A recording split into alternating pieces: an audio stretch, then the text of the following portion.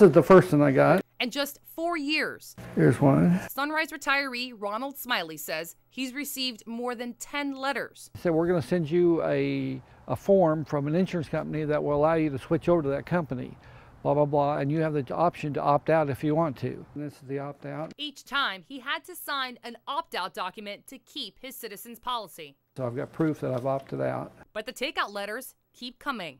To me, what it meant was they were trying to get rid of me out of Citizens. They wanted to cut down their exposure.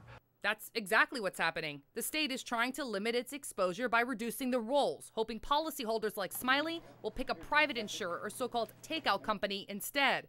But being inundated with letters is just one of the facets of this so-called depopulation program championed by Republican Governor Rick Scott that has this Democratic lawmaker worried. You can shrink Citizens maybe, but don't do it by tricking homeowners. State Representative Jose Javier Rodriguez of Miami is the co-sponsor of HB 289.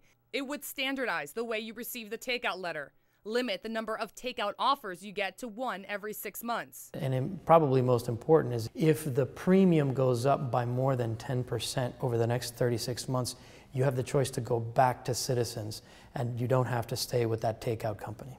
The proposed legislation mirrors what the legislature passed last year, a bill, however, vetoed by the governor. Change his mind this time around should it pass the legislature? Listen, the overwhelming support that these basic measures have in the legislature give us hope that the governor would change his mind. Some of these companies you never heard of, huh? Never heard of them before. Representative Rodriguez also worries that the takeout companies absorbing citizen policies can quite literally weather a storm. The governor and the state are so hard charging to try to shrink Citizens that we're not watching closely where we're sending people and potentially creating a repeat of what we've seen in prior years with undercapitalized and small companies.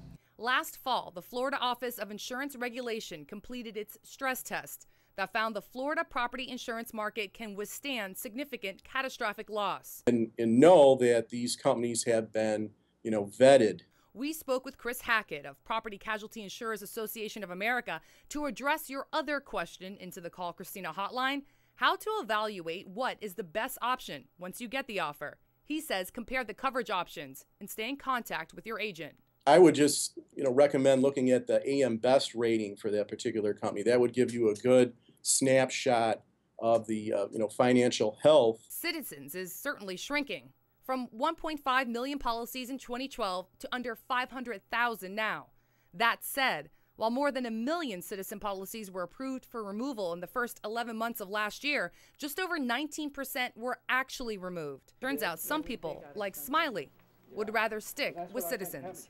When Wilma came through, I saw so many people with insurance companies I'd never heard of before fighting to try to get their benefits. I didn't want to opt out. I wanted to stay with Citizens because Citizens seemed to be a good company. My message has been the basic protections that would have passed had the governor not vetoed it help the governor's objective. If the governor's objective is to shrink the size of Citizens, you have to give consumers confidence that they're not basically being scammed.